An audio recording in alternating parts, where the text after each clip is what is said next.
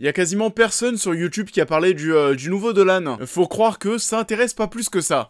Bonjour à tous, nouvelle critique x3 où l'on va parler aujourd'hui de Convoi exceptionnel, de Triple Frontière et de ma vie avec John F. Donovan. C'est une petite vidéo rattrapage, sachant que tous ces films sont déjà sortis il y a une semaine. Et là, il est minuit 30, je rentre de PSG-OM, pas trop envie d'aller au stade, mais bon, faut bien. On va commencer avec Triple Frontière. Triple Frontière raconte l'histoire d'anciens soldats des forces spéciales qui peinent aujourd'hui à retrouver le sourire dans leur vie respective. Ils se réunissent donc pour préparer un coup risqué, piler un baron de la drogue sud-américain. Là comme ça et simplement en ayant lu le synopsis, t'as l'impression d'avoir déjà vu ce film une centaine de fois. Les histoires de drogue, de cartel, etc. Et j'en avais déjà parlé dans ma critique de Sicario 2, mais généralement c'est pas trop mon truc. D'ailleurs les Sicario, encore une fois, ça a du mal à passer, que ce soit même Denis Villeneuve ou non, ça passe pas. Mais Triple Frontière est une excellente surprise à mes yeux. J'ai aimé ce film et vous pouvez retrouver ça sur Netflix. Ça va au-delà du film de cartel, on est sur quelque chose qui va beaucoup plus travailler sur la morale des personnages, sur l'importance de l'argent par rapport à la vie. En gros, ces 5 mecs qui sont donc réunis grâce à Oscar Isaac, ils ont pas une vie de malade et du coup, ce casse, ça va leur permettre de se remplir les poches. Et ce qui est intéressant, et c'est plutôt bien présenté de par le background des personnages, mais ils vont tous avoir durant cette mission des ambitions diverses. On va voir assez rapidement durant le braquage que Ben Affleck est absolument prêt à tout et à prendre des risques pour pouvoir choper des liasses de billets en plus. Tu sens bien du coup qu'il y a quelques divergences et que ça va mal se passer au bout d'un moment. Et du coup, c'est bel et bien ce qu'il va se passer. Je vous laisse découvrir ça, mais le casse, là où est caché l'argent, etc. J'ai vraiment trouvé ça hyper cool et assez impressionnant. Il y a d'autres scènes assez cool comme celle où ils vont faire un feu de camp pour pouvoir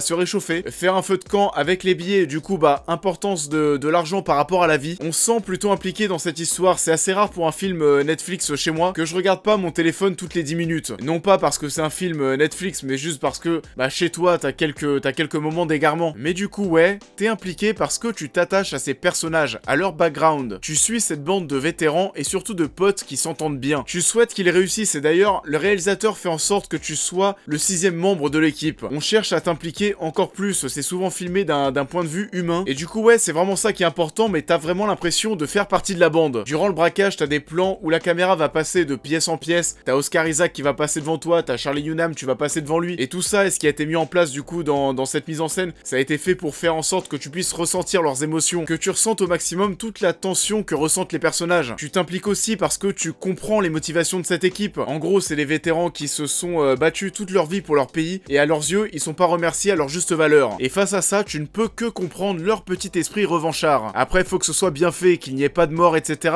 Mais ça va pas être le cas. On va avoir des scènes assez fortes, on va avoir des innocents qui vont y passer parce que faut garder l'argent. Du coup, encore une fois, importance de l'argent par rapport à la vie. Sinon, la photo est cool, il y a vraiment de très beaux paysages. C'est pas un film bien lourdingue et au vu du casting, on aurait pu le penser. C'est que des mecs que je kiffe et on retrouve Oscar Isaac que je prends de plus en plus de plaisir à suivre. Ben Affleck qui mine de rien et à cause de sa vie perso qu'on n'avait pas revu depuis Justice League. Quel beau souvenir. Entre autres, Charlie Hunnam que je kiffe toujours autant et qui dégage toujours cette classe. Il y a aussi le mec de Narcos, mais bon, Narcos je regarde pas, les séries c'est toujours pareil, j'ai pas trop le temps. Donc voilà. En plus du fait que le film est bon, qu'il comprend des scènes qui vont marquer, et le casting est totalement ouf. Et en vrai, c'est surtout pour ça que je me suis lancé dans le visionnage du film, mais c'est clairement une vraie petite surprise. C'est sur Netflix, c'est cool, n'hésitez pas.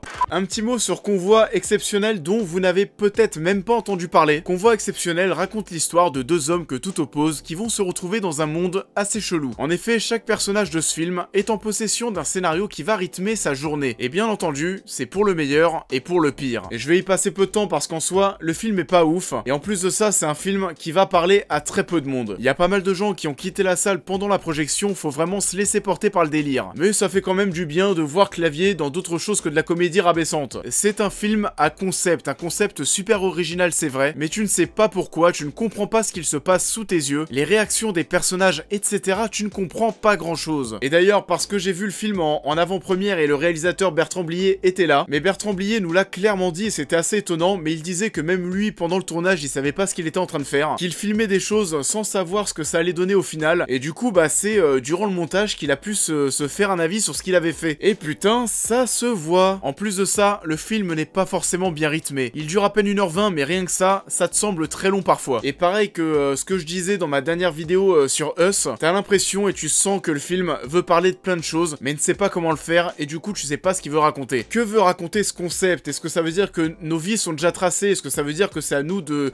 tracer notre vie, d'écrire notre histoire? C'est peut-être d'ailleurs ce que la fin raconte pour cette seconde option. Pareil, on va avoir chaque nuit le personnage de Christian Clavier qui va recevoir un scénario, mais pas Depardieu. Clavier qui joue le rôle du personnage qui est riche, qui a de l'argent, et du coup, est-ce que ça voudrait dire que sa vie est tracée? Et au contraire, on a le personnage de Depardieu qui, lui, est dans l'improvisation totale, il le dit, il improvise, parce que lui, le personnage de Depardieu n'a pas un scénario qui lui est alloué chaque nuit pour le lendemain, et donc oui, bah comme une personne qui dort dans la rue, bah t'improvises. Enfin voilà, du coup, il y a des choses comme ça où t'essayes d'y trouver une logique, mais encore une fois, tu sais pas si ça veut vraiment raconter ça. Tu sors de la salle avec un arrière-goût assez dégueulasse, parce que t'es pas rentré dans le délire. Pour ceux qui ont quitté la salle, je pense qu'en ayant vu Christian Clavier et Depardieu au casting, je pense que c'est peut-être des gens qui s'attendaient à ce qu'il y ait un petit peu plus d'humour. Ça fera certainement un bide, artistique déjà, bah plutôt, mais aussi commercialement, et Bertrand Blier a 80 ans et ça se ressent sur le film. Tu sens que c'est un film qui va cibler un public âgé, tu le vois à l'affiche. On dirait une affiche d'un film d'il y a 30 ans, comme Le Dîner de Con par exemple. Le Dîner de Con ça a plutôt 20 ans, mais en soi, vous voyez ce que je veux dire. Il y a aussi le générique d'introduction, on dirait que t'es reparti, mais 40 ans en arrière devant un film de De Funès. Donc voilà, je ne vous conseille pas Convoi exceptionnel. Si vous avez envie d'y aller, tentez le coup, mais ça m'étonnerait que vous soyez convaincu par le truc. En plus de ça, j'en ai pas parlé, mais le film est très vide. À chaque fois, vous avez une ville en gros où il va y avoir personne, et à chaque fois derrière Christian Clavier et Depardieu qui marchent dans la rue, tu vas voir passer soit un passant, soit une voiture. Et vraiment, c'est assez choquant, mais c'est ultra vide. Et à 80 ans, et vu comment Bertrand Blier a eu du mal à convaincre pour faire ce nouveau film, on a quand même cette petite impression qu'il s'agit de son dernier long métrage. On passe maintenant à ce que vous attendez tous, Ma vie avec John F. Donovan de Xavier Dolan. Film qui a mis assez étonnamment une éternité pour avoir une date de sortie. 10 ans après la mort d'une vedette de la télévision américaine, un jeune garçon se remémore la correspondance jadis entretenue avec cet homme, et de même l'impact que ces lettres ont eu sur leur vie respective. Alors, au-delà d'une critique, je vais surtout vous faire un aveu. Et je sais que beaucoup de personnes sont fans du travail de Xavier Dolan, mais c'est un cinéma qui a beaucoup de mal à me parler. C'est pas un hasard si Ma vie avec John F. Donovan, c'est un film dont j'ai mis une semaine à aller le voir au cinéma. Donc oui, et malheureusement, le cinéma de Dolan me parle que très peu. Par contre, qu'il parle à beaucoup de personnes, bah tant mieux, c'est cool. Mais alors oui, et personnellement, face à son cinéma, je suis assez souvent dans l'indifférence. Ça me transporte pas plus que ça. Peut-être au niveau des thématiques de Dolan, que ce soit l'amour, l'homosexualité, la famille, ça me parle pas plus que ça. Ça fait pas partie des choses qui rythment mes journées. L'amour, j'ai pas le temps. L'homosexualité, je suis hétéro. Et la famille, bah je vais plutôt avoir tendance à être solitaire ou entre amis. Et donc ouais, j'ai cette impression de ne pas me sentir visé par son cinéma. Ce qui fait qu'on en est là tout simplement aujourd'hui. Par contre, et oui par contre, Ma vie avec John F. Donovan m'a bien plus parlé que certaines de ses précédentes œuvres. Ce qui fait que j'ai pas non plus passé un moment de malade devant le long métrage, mais je me suis senti quand même plus impliqué que devant Juste la fin du monde par exemple. Juste la fin du monde qui était quand même assez fou en termes de cadrage et d'émotion. Je pense que toutes les thématiques qu'il va y avoir sur la réussite, sur la popularité, la gestion de la popularité par rapport à la vie privée, je pense que tous ces thèmes, c'est des choses dans lesquelles je peux m'investir, et c'est ce qui fait que j'ai un petit peu accroché au film. Ça me parle un peu plus, et mine de rien, et même si je suis à une toute petite échelle, mais je peux me reconnaître dans certains comportements de John. Et je pense que toutes les personnes qui exercent une activité publique peuvent rencontrer ou rencontrent déjà certains comportements de John. Je parle pas du fait de coucher avec des hommes par contre, ça me concerne pas. Mais voilà, tout ce côté show business et ce que ça engendre, je trouve ça assez intéressant. On va retrouver tout ce qui fait l'essence du cinéma de Dolan, toujours ces plans bien cadrés, très proches du visage. Le but, comme d'habitude, Dolan c'est un cinéma à émotion. Le but c'est de pouvoir capter toutes les émotions des acteurs. On a aussi l'utilisation de musique très populaire, et aussi des scènes assez marquantes où l'on va tout miser sur la narration, sur les dialogues, et je pense surtout à cette scène entre Kit Harington et Michael Gambon. D'ailleurs cette scène, on va avoir des plans, c'est assez intéressant, mais sur Michael Gambon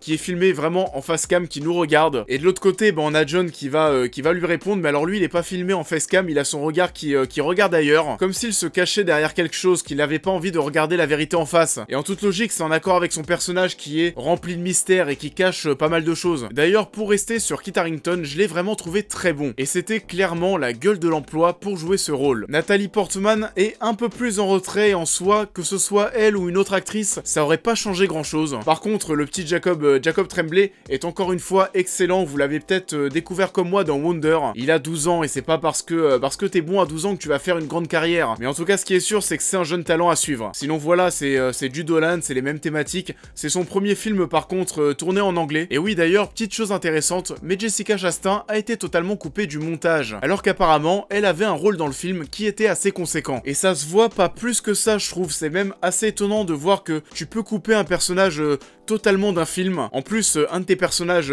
phares visiblement, et de voir que ton œuvre, ton long métrage réussit quand même à tenir debout malgré ça, qu'il n'y ait pas d'incohérence, etc. Je trouve ça assez étonnant et même aussi un peu flippant dans le sens où tu vas avoir des acteurs qui vont tourner un film, c'est des semaines et des semaines de travail, et en plus de ça tu te retrouves même pas dans le montage final. Ouais, enfin petit somme. Donc voilà, triste pour Jessica, mais assez surpris de voir que sa disparition ne saute pas aux yeux. C'est un film qui va être surtout mélancolique, on va avoir 2-3 petites touches d'humour, et notamment une blague méta sur l'avenir des super-héros au cinéma, où je crois que c'est la mère de Kit Harington dans le film, qui va dire en gros que les super-héros au cinéma ça n'a pas forcément d'avenir, et forcément ça fait écho à ce qu'on est en train de vivre aujourd'hui, parce que là, si on regarde les derniers films de super-héros et ce que ça a engendré en termes de stats, c'est assez fou. Donc oui, voilà, la fin des super-héros au cinéma, c'est pas d'actualité. Ma vie avec John F. Donovan reste dans l'ensemble un bon film, porté par une amitié épistolaire entre Kit Harington et Jacob Tremblay plutôt touchante. Les thématiques préférées de Dolan sont toujours présentes. Si vous avez apprécié ses précédents films, celui-ci ne devrait pas vous décevoir. Pour ma part, c'est pas forcément mon truc, mais en tout cas, ma vie avec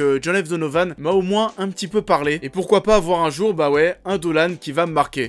C'est la fin de cette vidéo, il est 1h20, je suis pressé d'aller me coucher. Encore une fois, n'oubliez pas de liker et de partager la vidéo. N'oubliez pas de me suivre sur les réseaux sociaux, de me dire dans les commentaires ce que vous avez pensé de ces 3 films, de vous abonner et de me soutenir sur Tipeee et Utip en allant mater une pub, il y a encore plein de vidéos qui arrivent, et on va se retrouver en début de semaine prochaine pour parler de Dumbo, et d'ici là, je vous dis encore une fois, à très vite.